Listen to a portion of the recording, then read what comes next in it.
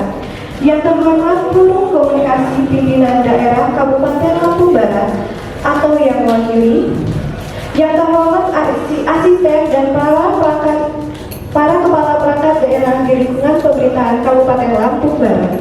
Yang terhormat Ketua dan anggota tim penyusun KLHS Universitas Lampung.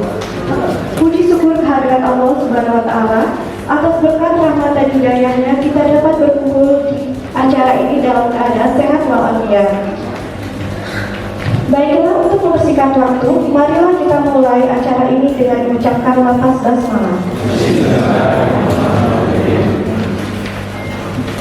Menyanyikan lagu Indonesia Raya dan Mars Lampung Barat. Kepada hadirin dipersilakan berdiri.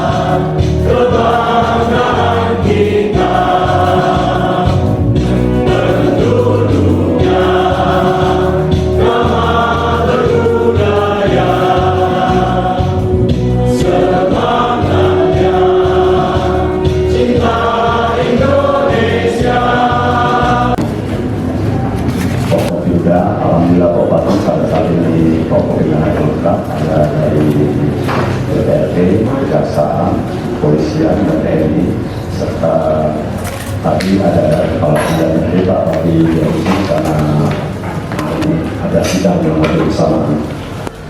Dan kami yang hormati Kepala Kantor Kementerian Agama Lampung Barat, yang kami hormati Kepala BPS Lampung Barat, yang kami hormati Ibu Ketua Tim Anggota PKK Kabupaten Barat, yang kami hormati Dharma Wanita Kabupaten Barat, yang kami hormati. Kajian lingkungan strategis ini merupakan suatu hal yang wajib dilaksanakan berdasarkan Peraturan Undang-Undang Nomor 32 Tahun 2020 Pasal 15 ayat 1 dan 2, di mana dalam penyusunan rencana pembangunan jangka menengah, rencana pembangunan jangka panjang, dan kebijakan ataupun rencana dan program yang berpotensi menimbulkan dampak dan atau sekolah hidup.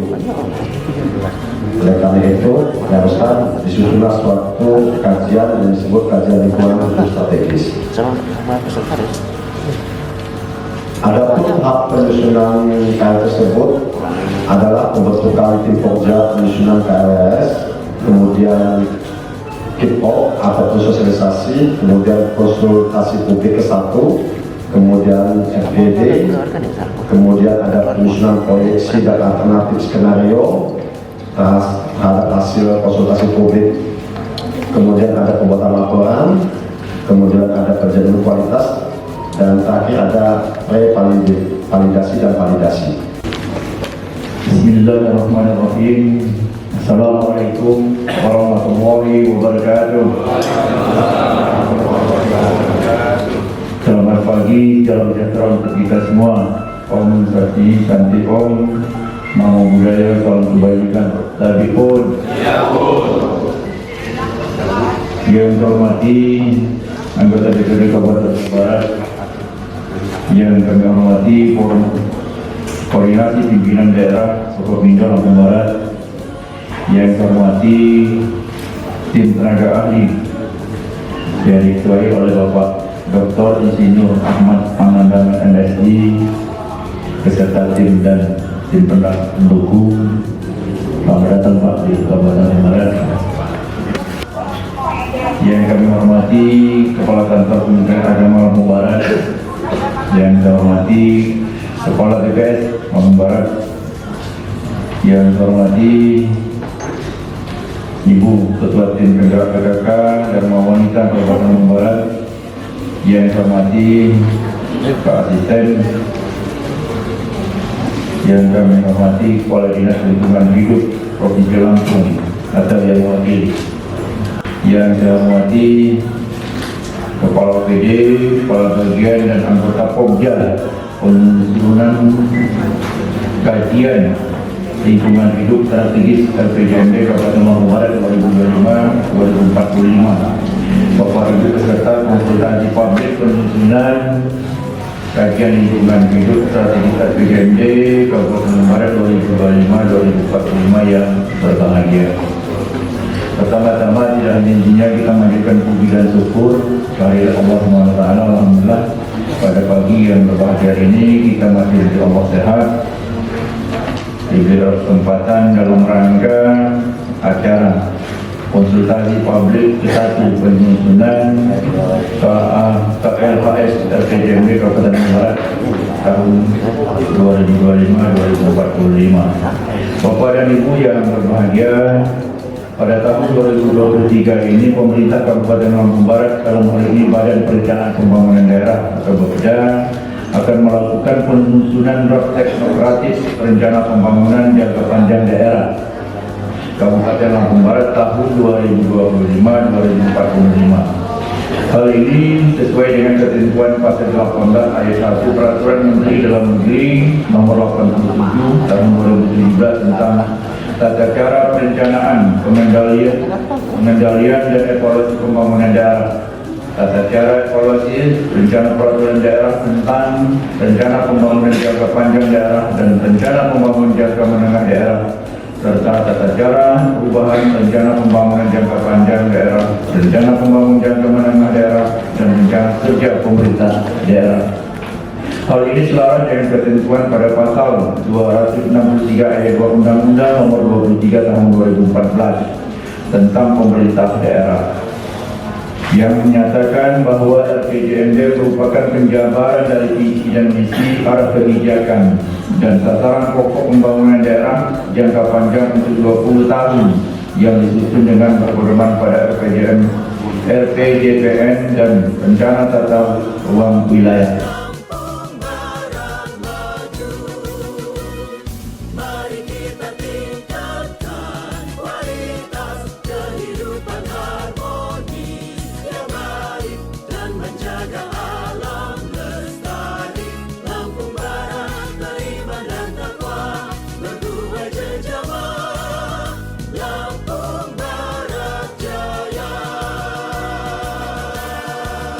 Buka. Demikian, terima kasih. Bila dikasih hidayah. Assalamualaikum warahmatullahi wabarakatuh.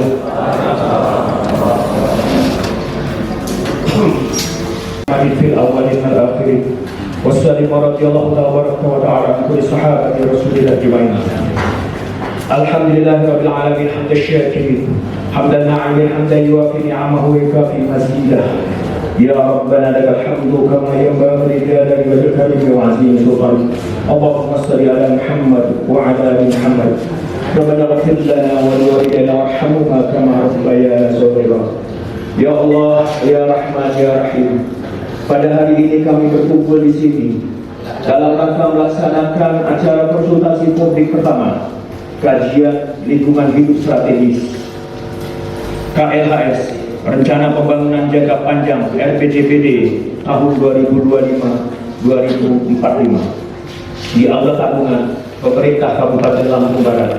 Dengan harapan kepadamu ya Allah, jadikanlah ini acara yang Engkau ridhoi, mendapatkan keberkahan-Mu dan maunah-Mu, dan berikanlah kami petunjuk untuk dapat membawa acara ini menjadi wasilah ikhtiar kami untuk kebahagiaan masyarakat Lampung Barat khususnya dan berguna bagi nusa dan bangsa pada umumnya.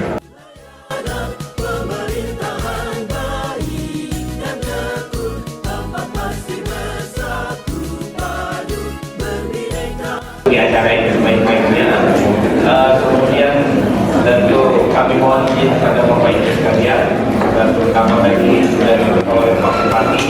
Terima kasih juga kepada bentuk dan itu di SK-kan oleh Bupati.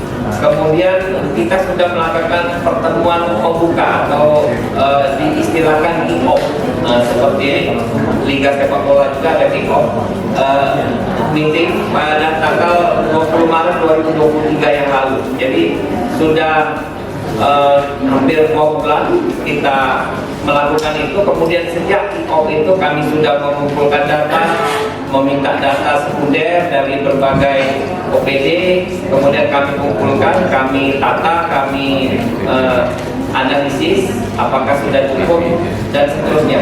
Nah, kemudian kami juga melakukan proses pengidentifikasian indikator tujuan pembangunan berkelanjutan atau SDGs. SDGs itu Sustainable Development Goals. Jadi adalah kata lain dari DDP. Kemudian kami mengidentifikasi isu-isu tujuan pembangunan berkelanjutan, kemudian kondisi umum daerah yang melibatkan pemerintah provinsi nanti sampai proses atau dokumen kajian lingkungan hidup strategis tersebut dinyatakan valid dengan tentu kewenangan dari instansi di tingkat provinsi. Assalamualaikum warahmatullahi wabarakatuh.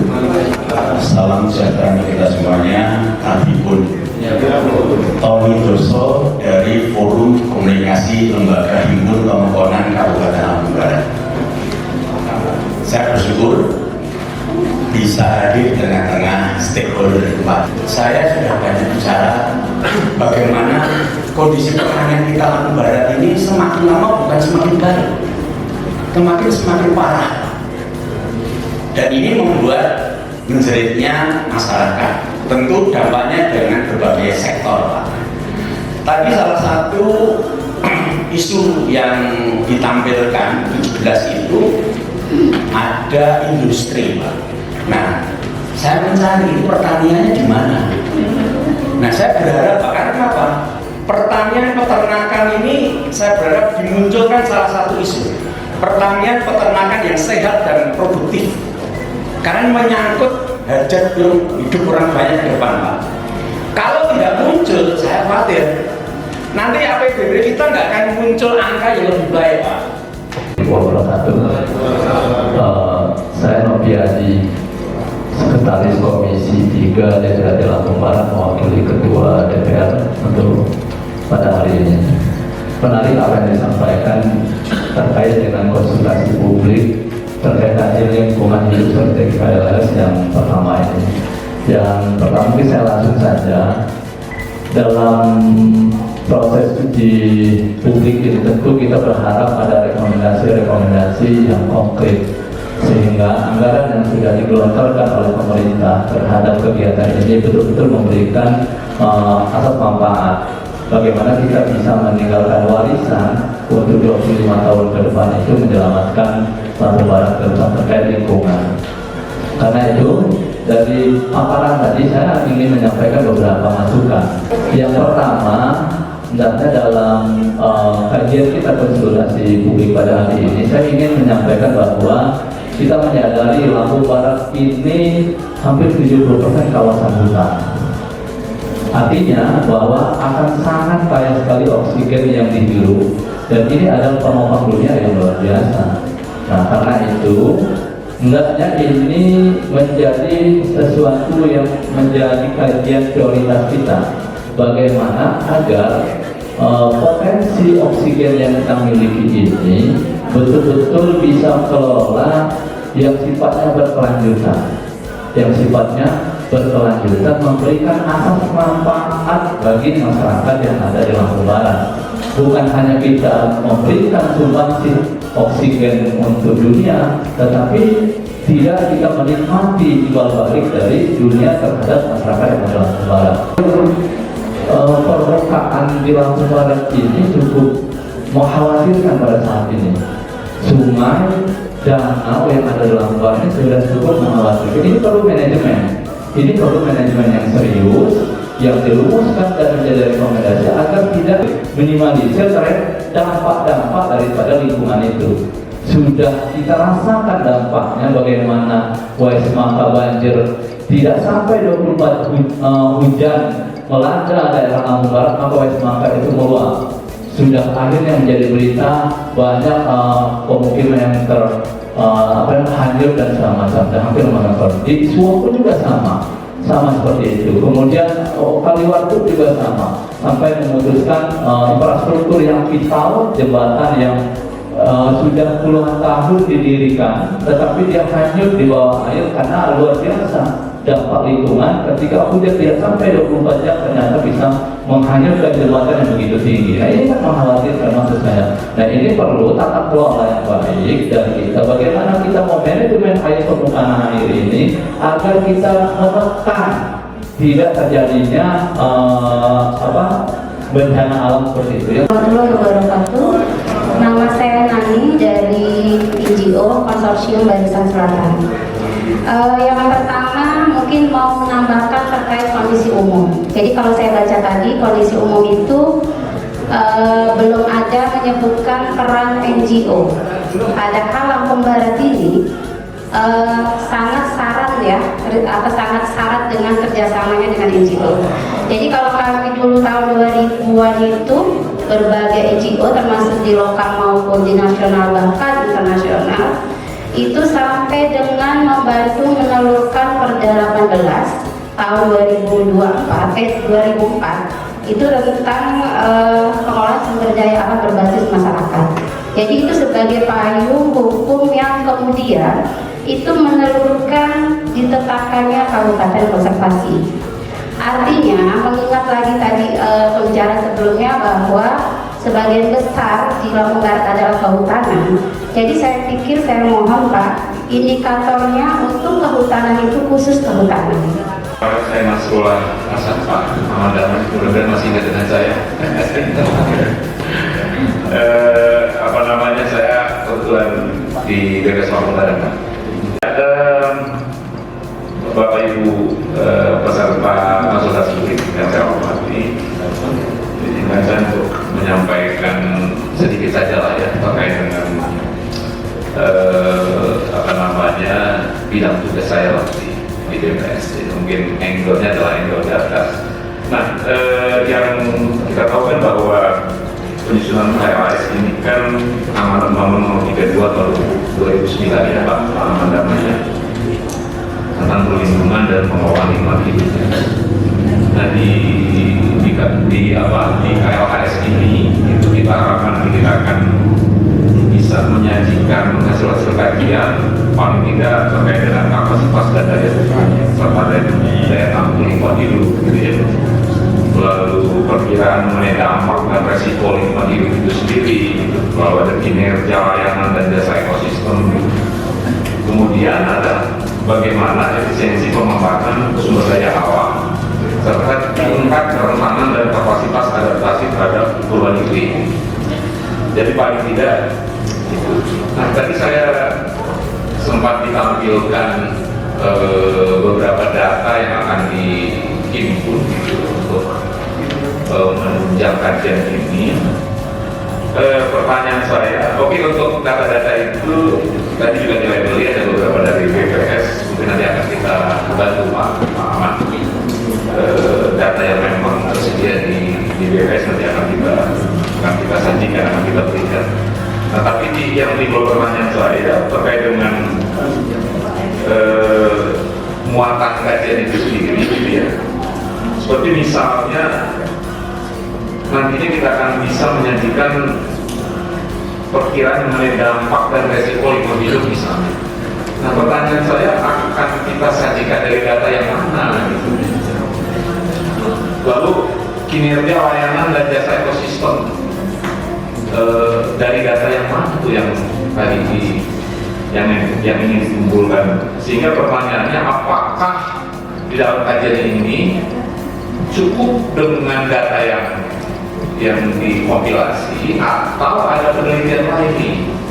Jadi data-data yang tidak bisa kita sajikan secara instan itu apakah akan ada penelitian Pak Ketua? Tapi saya di sini mewakili dari masyarakat adat Kabupaten Purno. Yang pertama adalah terkait sumber air bersih PDAM. Jadi saya belum tahu apakah memang sudah ada regulasi ataupun belum. Saat ini sumber air bersih yang ada di tempat kami PDAM 5 Kunci cabang Sukabumi ini kalau hujan airnya tutup.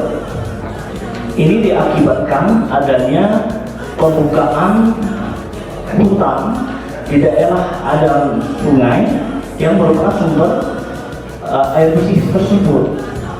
Maksud kami, kalaupun belum ada regulasi yang mengatur hal tersebut, mohon pemerintah daerah untuk segera membuat regulasi yang mengatur tentang daerah aliran sungai tersebut. Yang kedua, di daerah kami juga masih bagian dari Kabupaten Purno, ini banyak sekali pertambangan galian sepa yang mengakibatkan sawah-sawah di sekitarnya rusak. Nah ini mohon perhatiannya gimana solusi yang terbaik. Keinginan atau harapan dari masyarakat tersebut untuk diketahui di Kecamatan Suwo itu masih ada 2 pekon yang belum adanya jaringan listrik. Kemarin kami sudah berkoordinasi dengan Pak Sukimin ya di lingkungan hidup yang menyampaikan bahwa dan harapan masyarakat menjadi isu ya di ruang diskusi publik ini, sehingga ke depan masyarakat kami tersebut ke depan merasakan sama dengan masyarakat yang lain sudah mendapatkan jaringan listrik tersebut. Yang notabene Pak, 2 pekon itu dinyatakan hutan lindung. Nama saya Kabak. Kami dari NGO yaitu Wildlife Conservation Society atau WCS. Kami memang bermitra dengan Taman Nasional Bukit Barisan Selatan. Begitu juga mendukung salah satunya program Kabupaten Lampung Barat sebagai Kabupaten Konservasi. Saya mungkin harapannya di ruang forum ini bisa juga menjadi satu bagian dari KLHS kita. Isunya mungkin kalau di Lampung Barat itu 70% sebagai secara administrasi sebagai banyak hutannya, dan kemudian karena sudah didapuk sebagai kabupaten konservasi tentunya mempunyai moto masyarakat sejahtera dan hutan lestari. Nah, di sini saya melihat di ekosistem darat di BP yang keberapa tadi mungkin disampaikan. Jadi isu yang paling menarik sebetulnya bisa dimasukkan di KLHS, yaitu yang pertama tentang upaya ketahanan pangan. Jadi bagaimana kita bisa membangun ketahanan pangan kita semakin baik kalau tidak kita kelola dan kita dukung dari semua para pengambil kebijakan. Itu yang pertama. Yang kedua, di ketahanan pangan juga ternyata tidak hanya tanam tumbuh saja yang kita lihat. Ada upaya mitigasi konflik satwa liar yang sebelumnya sudah disampaikan. Kenapa ini Pak menjadi penting? Ternak masyarakat itu ternyata menjadi salah satu penghasilan selain tanam tumbuh, dan ini memang perlu menjadi catatan yang harus kita kelola di kajian KLHS. Warahmatullahi wabarakatuh. Nama saya Antoni Pak, Sekcam Kecamatan Lopos-Mino. Dalam isu lingkungan ini Pak, kami akan menyampaikan satu isu mengenai tempat pengelolaan sampah Pak, atau tempat pengelolaan air sampah. Kami di Kecamatan Lopos-Mino ini jaraknya cukup jauh Pak dari tempat pengelolaan sampah. Itu membuat kami tidak memiliki tempat pengelolaan sampah atau tempat pengelolaan sampah akhir. Nah, di mana tempat terdekat itu ada di Papua ya, kalau nggak salah yang ada di Bukit itu jaraknya cukup jauh, sehingga tempat-tempat sampah yang tidak ada itu menyebabkan sampah-sampah itu banyak berserakan Pak di tempat-tempat tertentu, walaupun kita ada tempat pembuangan sementara, cuma kan kapasitas terbatas, cepat penuh dan sebagainya.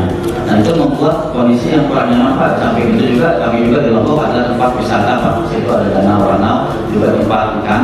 Nah, ketika kita melintasi jalan-jalan itu cukup mengganggu Pak, sehingga mungkin tidak nyaman yang buat orang-orang yang berkunjung sana.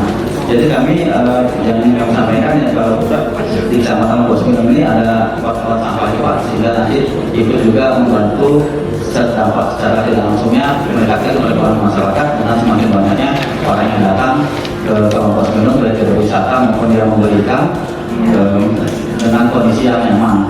Itu saja Pak. Sekcom BNS Pak. Jadi langsung saja yang ingin saya sampaikan bahwa 14 tujuan yang diisukan tadi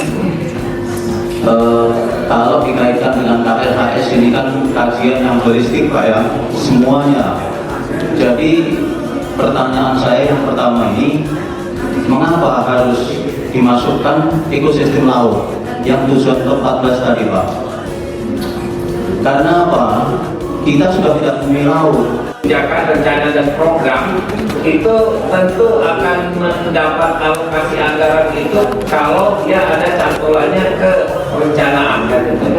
Nah oleh karena itu menjadi sangat penting untuk 20 tahun ke depan dari tahun 2025 nanti sampai 2045. Nah dengan demikian kami sangat serius di dalam menyajikan ini agar perencanaan ini dapat melingkup semua gitu, semua aspek terutama yang diprioritaskan. Itu yang kami sangat sadari. Tetapi Bapak Ibu ada kebijakan pemerintah, aturan perundangan yang harus kita ikuti sebagai koridor dalam penyusunan ini. Kami selalu tim ya ingin dari tadi sudah komprehensif dijelaskan oleh Bapak Bupati, Bapak Belaman Kamera dan beberapa yang kami ambil dan sedikit. Pertama tentunya kami sudah terima kasih banyak atas antusias dan responsif dari peserta konsultasi publik hari ini ya, dengan adanya responsif yang besar ini akan memberikan, semoga bisa memberikan hasil yang baik bagi dokumen KS kita, karena KS kita yang sudah sesuatu dalam timeline yang panjang ya, 2025 sampai 2045 ya. Kita pelajari ya dari kondisi kurun makro kabupaten itu, antara lain data yang kita analisis dari antara lain dari PGRB ya, Kabupaten Lampung Barat. Kita sudah melakukan analisis dari karena kita ingin antara lain ya, ingin tahu kira-kira tren perkembangan perekonomian sampai jangka waktu panjang bagaimana, kemudian kita melihat ke belakang ya. Kita mencoba dari data PDB 2018 sampai 2022 ya. Kemudian kita analisis dengan beberapa teknik yang sederhana menggunakan LG dan Excel, maka dari hasil itu bisa diketahui pertama adalah dalam jangka waktu 5 tahun ya, kecuali ada kecilan di waktu COVID kemarin, tapi kemudian sudah mulai normal seperti ini, menunjukkan bahwa sektor pertanian itu mengalami penurunan share gitu ya. Yang kemudian masih dominan di Kabupaten Lampung Barat ini ya, masih 36-an ya, tapi akan mengalami penurunan ya sampai 3-4% gitu ya. Kemudian sektor-sektor sekunder ya, industri ya, pengembangan infrastruktur, perdagangan sudah mulai meningkat gitu variannya. Kemudian kita lihat juga yang pertanian, karena itu juga dari fakta pertanian bagaimana kita telisik secara makro perkembangannya tahun 2018 sampai 2022 ya, dengan analisis melihat analisisnya pergerakannya memang ternyata mengalami pelambatan gitu ya, mengalami pelambatan. Masukannya dan mudah-mudahan kita semua selalu diberikan kesehatan supaya kita bisa menggunakan dan menyelesaikan bisa KLHS ini. yang diinginkan dan tepat waktunya. Itu dari kami, dari Bapak, dari Federal, Jawa Timur.